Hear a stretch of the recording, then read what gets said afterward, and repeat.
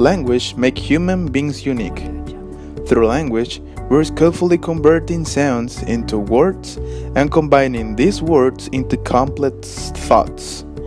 This requires knowledge of the basic building blocks of language.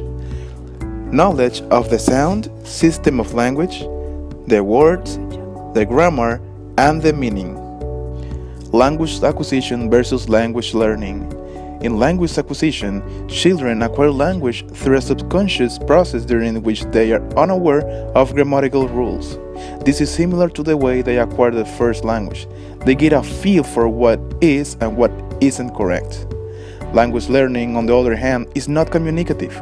It's the result of direct instruction in the rules of language, and it certainly is not an age-appropriate activity for young learners.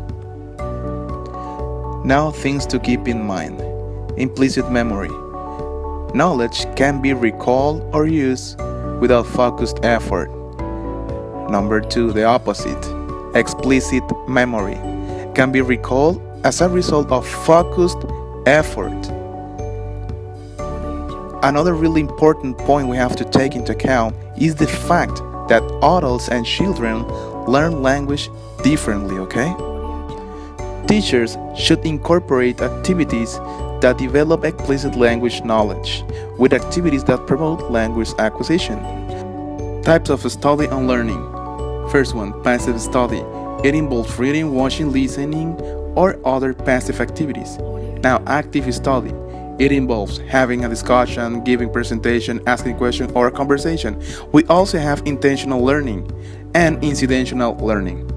Language acquisition and language learning both have a really important place.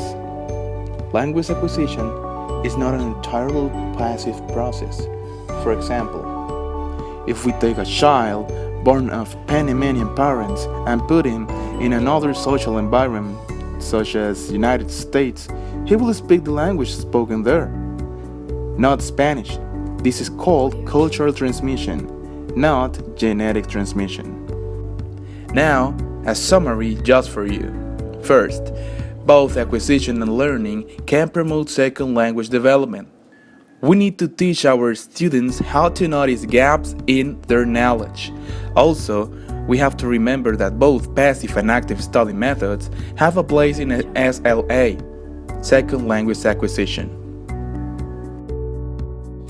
Okay, if you have any questions, remember that you have my email account. In the description, you will find a special assignment.